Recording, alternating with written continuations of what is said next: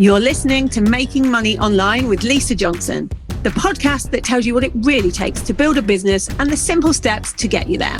I'm determined to share with you the reality of easy, simple business marketing tips to make passive income so that you can start making money online. Hi guys, and welcome to today's podcast. Today I have a guest with me who is Heather Tingle, and Heather is an award-winning serial entrepreneur. She actually has a few businesses, which we'll get to in a second. But the reason that I wanted to talk to Heather today is because she's also neurodivergent, as many of us entrepreneurs are. I'll go into what that means, but I wanted to talk to Heather about how that has shaped how she does business and why it doesn't need to be a bad thing. I think people often years ago used to think of it as if you were autistic or if you were neurodivergent in any way, they would think of it as a bad thing that would hinder you. And actually, it totally doesn't have to do that. So, hi, Heather. Welcome to the show. Thank you.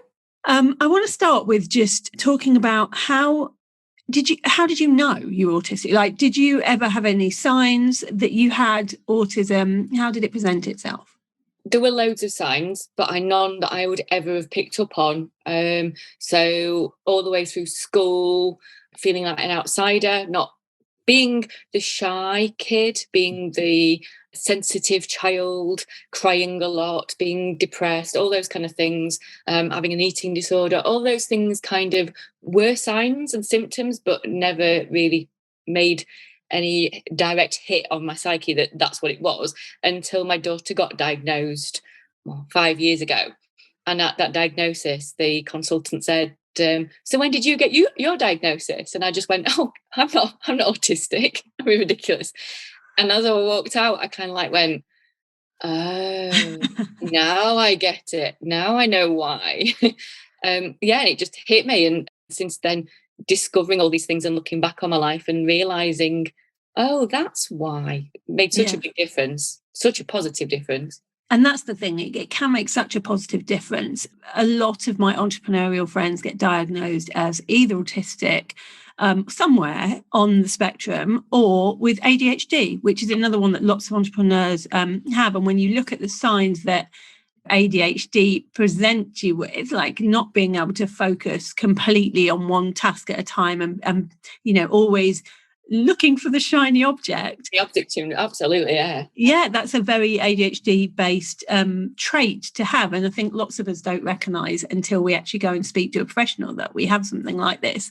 And when you are diagnosed with any kind of neurodivergence, it can be like, oh no, what does this mean for me? So when they diagnosed you, how did you take it? First of all, are you sure? Are you really sure? Because I know so much about it that have I just conned you into thinking that this is what this really is it? And then I kind of went, oh, don't be ridiculous. Of course they know, like this has been a proper, thorough, long process. And because I know my daughter definitely is on the spectrum, and my daughter's a mini me, and she's born entrepreneur. She won like an entrepreneur award at school. And you think, oh, okay, yeah, I am. So that was like the first reaction was, are you sure? The second one was anger, that it had taken me until 43 years old for anyone to notice and said, oh, well, yeah, you are.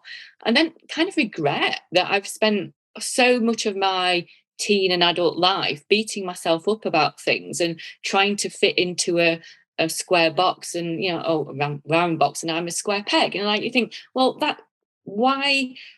I can't beat myself up about that anymore because I'm just different. That is not how I am. I'm not a failed neurotypical person. I'm a successful autistic. And that was just like, okay, I can start asking for accommodations and change things. And since I've started doing that, my life's been great, to be truthful. Yeah, it's been much easier because when you know what you need. Yeah. What kind of things did you used to beat yourself up about? Really struggling with small talk. So we would go to, if you ever do a training session and they go around the room and they say, tell you 3 things about yourself to introduce everyone yourself. Hates those bits. I've done like number 1 and I can't remember what the other 2 questions were. Like I can't remember that. And you just think I've got no filter. So I might say something just, out loud and they'll go, oh, okay, that wasn't the kind of thing. So when someone says to you, hi, how are you? I kind of have to say to you, do you really mean how am I? Like, really? Or are you expecting I'm fine, how are you? Back? Like, what is it? So just being on the outside, always looking in and thinking, actually, it's not a them thing, it's not a me thing, it's just this is what it is, that I'm not an outsider on the outside at all, I'm just me doing my own thing, and that's okay. Yeah, I think that is okay. And so when it comes to your business, how did it change how you operate in business? Well, at first I didn't tell anybody that I was autistic or thought I was autistic, and I didn't tell anybody when I got my diagnosis until I just thought, do you know what, I need to, because I'm seeing so many of my clients beat themselves up about things. So why can't I have a tidy home like other people have? Why can't I just put that in the bin? Why can't I just tidy up after myself? Why am I sitting on the sofa exhausted after work and feeling that I'm looking at this dust thinking I need to dust, and still not dusting? And this is in your professional capacity as a declutterer, which is one of your businesses, right? It is, yeah. And I just see it so often in these clients. Like, I would say 90% of my clients have got are on some kind of spectrum. They are neurodivergent in some way, but a lot of them don't know. And it's, I wouldn't have known if I hadn't have been there and got a consultant that was a little unprofessional. I wouldn't have had a clue, and I would have still been beating myself up and thinking, well, I've got to work really hard to make sure my kitchen's clean and tidy, and other people just have a beautiful home. Why? Well, now I know that you just don't have the tools automatically that other people have. Yeah, so you just have to work a little bit differently to get them. And with you having your own business, like, I mean, it must have been quite scary to actually tell people that you are autistic, because I always think that with me, I found it quite scary just to tell people that I have a chronic disease. And I think you never know how people are going to react. Normally they react really well. And in your case, I presume they did. Yes. But it is always a bit scary to come up with any kind of vulnerability in your business, but necessary. I think it is. I think because you can then be your authentic self. You can be really you. And if you're having a bad day, you can say, do you know what, I'm having a really bad day. And I can say the same with my clients. I can say, look, I'm really tired today. I'm going to book you in for tomorrow because I had a really busy day socialising yesterday. I need a day off from people just to get myself back to okay again. And for them to learn from you that the things that when you just automatically say, oh, I'm having a day off, because they can go, oh, well, that's okay to do that then. I can do that. I think I was really scared because in the media, on film, TV, the general consensus of an autistic person is Rain Man, the good doctor. So someone's, really, really clever with maths. I'm terrible with maths. I'm not asking for anything up unless I've got a calculator. Someone really, really good, non-emotional. And actually, autism is for me, it's so emotional. So, if clients start crying on my shoulder, it's like, that's okay. I'm used to that. That's fine. It's a release. It's okay. And I will well up with them. It's all right. So I think it's being your authentic self. It's showing them that they're not alone. And anybody who would have judged me for being autistic anyway isn't the kind of client that I would want to work with. Absolutely. I think there's a real big lesson there, which is important on show, don't tell. And one of the ways we do that is if we want people to feel okay to do anything in their business, whether it's showing up as themselves, whether it's being vulnerable, whether it's holding boundaries, whatever it is, we have to do it. We have to show that it can be done as leaders for other people to look up to us and say, well, and people say this to me all the time, well, I saw you do that. And so I thought, well, if you can say no to people, I can say no to people. And I think that's really important. So for all of the people that follow you to have seen you come out and say, well, actually, this is why I act a little bit differently, this is why I work a little bit differently, is because I have autism, then anybody that's going through any kind of, it doesn't even have to be neurodivergent, but it could be anything that's a part of themselves that they haven't been willing to share because they're worried about what people's reactions are. They're now going to feel in a different position seeing you doing that. So I think it's really important that we do share bits of ourselves, and lots of people tell you to keep everything to yourself and only show the bit that you want to show on social media. I actually think it's quite important sometimes that we do let our guard down a bit and do things that are a little bit scary. And I think because I'm quite secure in who I am, it can't be used against me. No. It will just reflect on people I didn't want to work with anyway. And if anyone would try to use it against me, it's like, well, this is who I am, and I'm quite happy with who I am, so that's fine. And also it helps with me understanding how other people's brains work as well. So like a lot of my clients have got anxiety or depression. So for some people who haven't got the way my brain works, they would say, oh, and just go to that shop and drop that at that charity shop. Well, for some of my clients, I just put myself in their shoes and go, actually, that's a big thing to go to a shop that you've never been to before. So let's show you what it looks like on Google. I'll tell you the person that you need to speak to. So you remove those barriers that automatically you can see there and other people can't. Yeah, it'd be much, much harder for somebody that hasn't been through that. I think I would find it hard even to look, I wouldn't even know those barriers exist. Whereas we were talking before and you said to me that, if people were saying to you, are you nervous about being on this podcast? And you're like, well, no, because I'm just going to answer the questions. I'm just going to talk about the things, and that kind of thing doesn't faze you. But walking into a pub that you haven't been into before with people that you maybe haven't met before, that would. Absolutely. But because I know that now and it's not a failing, I can get accommodations put into place. So I can meet up with someone who I would going to meet inside the pub and say, would you mind can I text you when I get there and just meet me outside just so I can come in with you? Or I can Google the pub and then look at the layout or see pictures just so I'm a bit more familiar with what it looks like on the inside. So those accommodations can then be put into place. And I do more now knowing I'm autistic because I can find those accommodations than what I ever were able to do before I was autistic. So before I found out, it would be a case of I'd do it and it'd exhaust me and I would feel really bad ramifications afterwards, or I'd just not go. I'd just not do it and just hide away from it. Yeah, because when you don't, it almost gives you, when you're diagnosed with anything, I think it gives you a freedom of, oh, this is why. So now I can put strategies into place to be able to deal with those kind of things. I've definitely found like that with my chronic illness. It's like, okay, so this is why I feel like this. This is why sometimes, I can't get out of bed. This is why. So if I know that, let's make sure I put less in my diary. Yeah. Exactly. That kind of thing. So it just, enables you to deal with that. And so with anybody that is out there right now thinking that they may be neurodivergent, they're not the typical, they don't think in the typical, I really find it difficult to say the typical way because I don't believe there is a typical way of thinking. I think we're all so different as people. But if they are feeling like that, what would your suggestion be for them to do? I would say go down the rabbit hole of the internet and find out absolutely everything that you can about yourself and look at the things in groups from actually autistic people. So you can search like hashtag actually autistic on Twitter and find information out that way. There's a lot of information out there because what people would tell you to do is go straight to your GP and ask for a referral.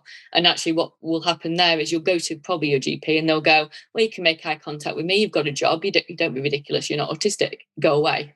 Yeah. If you go with the list of, well, I think I'm autistic because this, and this, and don't do what I did and like have 5 sheets of A4 paper with a massive list of things because my GP got to about 4 and she went, I think we've got enough now. So, do your research first, find out a bit more about it, and then start to put those accommodations into place and, cut yourself a bit of slack and then go, right, okay, so this is what I want to do. What do I find difficult about it?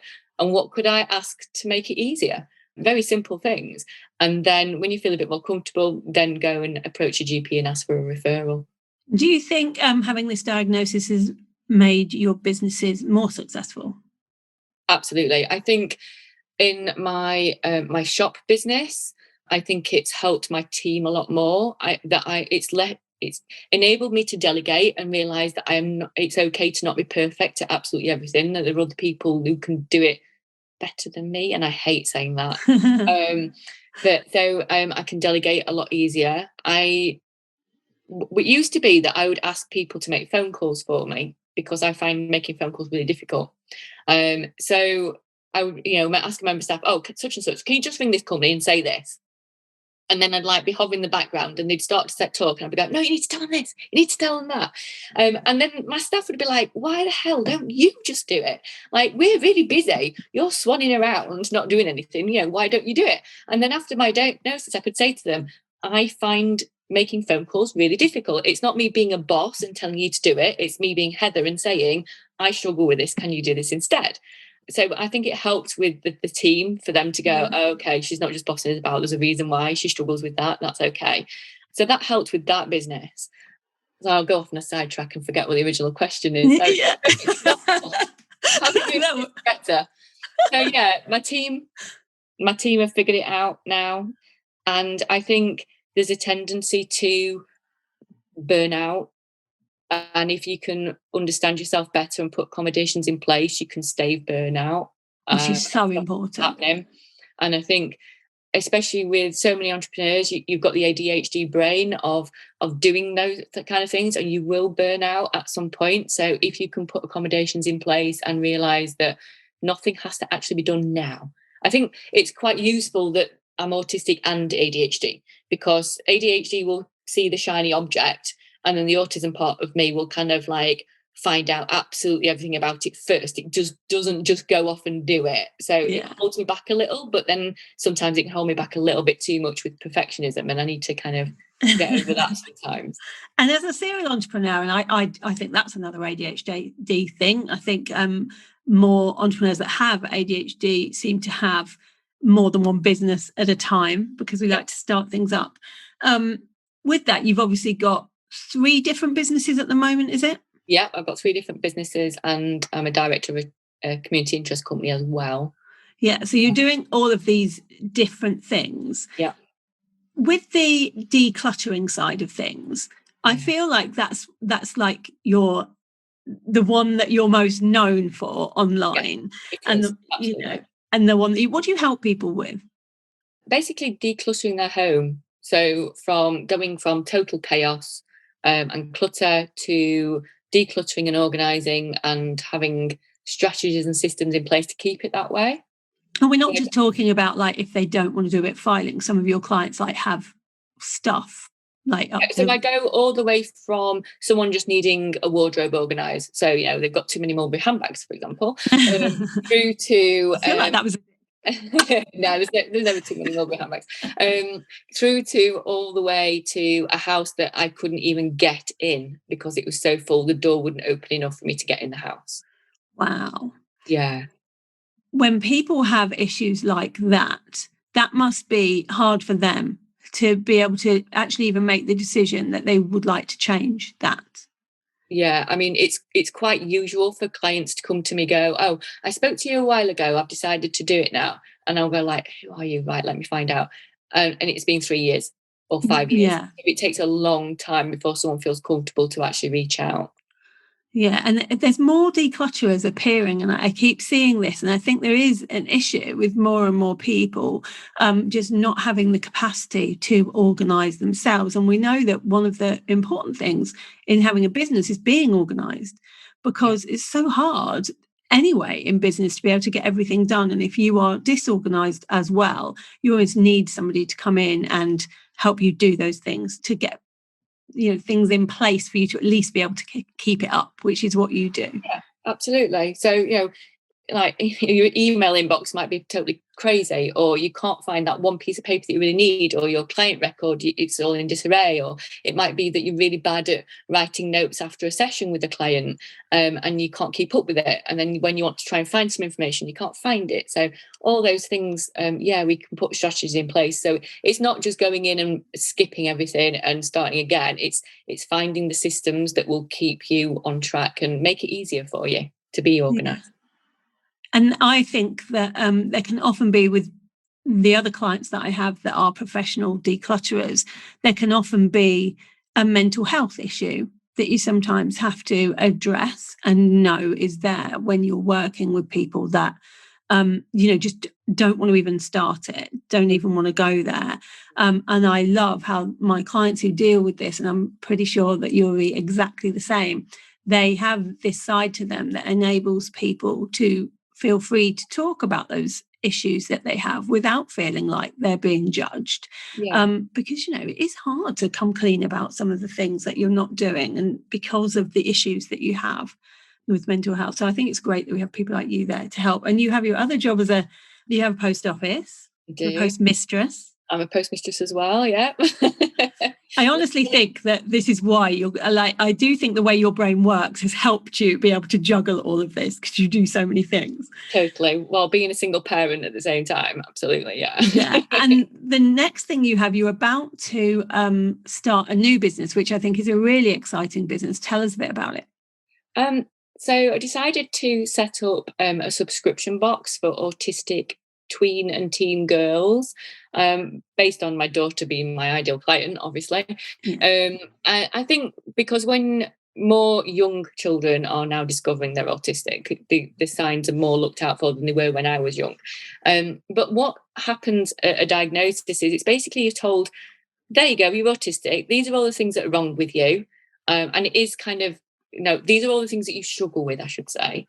But there's no positivity to it. There's no, well, these are the accommodations, or well, these things you might find difficult later on, and this is the way you can get around it. There's no celebration of who you are and congratulations on your diagnosis. Whereas if you go into the autistic community, everybody, if you ever put, I've discovered I was autistic today on Facebook with your friends, for example, you'd probably go, people would put things like, oh, I'm sorry to hear that. Yeah, or, they would. I never thought you were autistic, or everyone's a little bit autistic, aren't they? Whereas if you put it into an actually autistic group, what you get is congratulations. Oh, well done. Like, you've got there. Well done. It's all positive. And I think we need some of that positivity going to the younger generation of, this is who you are. There's nothing wrong with you. But these are the things that you might find difficult, and these are the things that you can do to celebrate who you are, and we'll make it easier. So we decided that we were going to send nice treat boxes that all had a reasoning behind. So it might be like pretty jewelry, but it's actually fiddle jewelry. So you could hide your anxiety while wearing something really pretty, or bath bombs, because they're quite pretty to look at when you need to chill out and you can just watch a bath bomb fizz away. So sensory type stuff as well. But if I want to say normal teen girl got it through the post, it wouldn't be an obvious autistic thing. So it's not like bright colours and jigsaw pieces and fidget spinners and all that kind of stuff. It's a bit more, you can tell people if you want to, and it's absolutely okay to do that. But if you're not comfortable doing that yet, then that's all right as well. What an amazing idea. When does it launch? Launches very soon. Yes. Well, I've got all the kind of sourcing in place. The boxes are kind of being made up. The stickers are all kind of ready. The website's being built. I'm wanting to get it launched before Christmas, because I think it'd be really nice to have as a Christmas gift box for somebody. It would. That would be amazing. Oh, I love what you do. And I think this is going to be such a good idea. I always love it when people find something out about themselves that could be seen as a hindrance. They see it as actually a real benefit to their business. And then they help other people who might have the same issue by putting something out there. I love that. I think that that's the ripple effect in action right there, which I think is important. So if people want to come and find out about your decluttering services, where do they come to have a look at that? I'm on Facebook and Instagram as Untangled by Tingle. So I've got my page, and there's also a group as well, which is a free community group with free support in there. So you don't even have to hire me. You can just get free support that way. That's amazing. That's a mouthful, isn't it? Untangled by Tingle. You won't forget it, though. By Tingle. We'll put those links in the show notes as well, so people can come and find you. But thank you for being open enough today to talk to me about your diagnosis.